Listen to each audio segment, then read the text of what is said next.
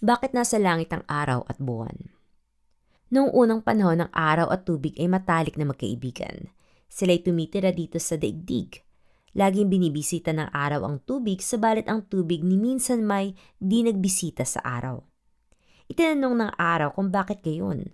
Ang sagot ng tubig ay di gasinong malaki ang bahay ng araw, kaya kung magbibisita siya nakasama ang kanyang mga kamag-anak, baka ang araw ay mapaalis ng di oras sa sariling pamamahay dahil sa kasikipan. Ang dugtong pa ng tubig. Kung gusto mong kita'y bisitahin, palakihin mo ang iyong bahay upang magkasya kami lahat. Nangako ang araw na siya'y magpapatayo ng malaking bahay. Siya'y nagbalik sa kanyang asawang si Buwan na nangiti sa kanyang maligayang pagdating. Isang palatandaang maganda ang kanyang pagtanggap.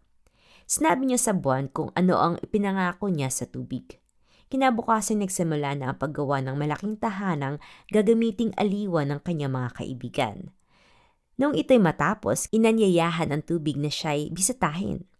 Nang dumating ang tubig, ang isa sa kanyang kasamahan ay nagtanong sa araw kung maaring pumasok ang pangunahing bisita. Sumagot ang araw, "Oo, sabihin mo kay Panyero na magtuloy." Ang panauhin ay nagsimula ng mag-agos kasama ang mga isda at lahat ng hayop sa tubig. Dinagtagal at ang tubig ay taas tuhod sa lalim. Kaya nagtanong ulit sa araw, "Pwede pa ba?" "Oo." At marami pang tubig ang pumasok. Nang pantay-tao na ang tubig, ito'y nagtanong sa araw, "Gusto mo pa bang pumasok ang aking mga kamag-anak at tauhan?"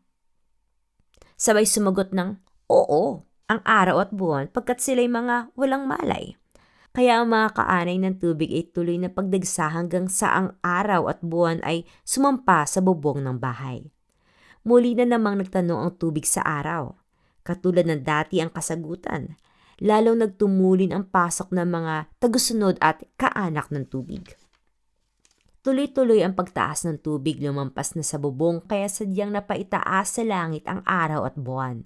Sila'y umakyat doon at nagpahanggang ngayon na natili pa roon at ayaw nang magbalik.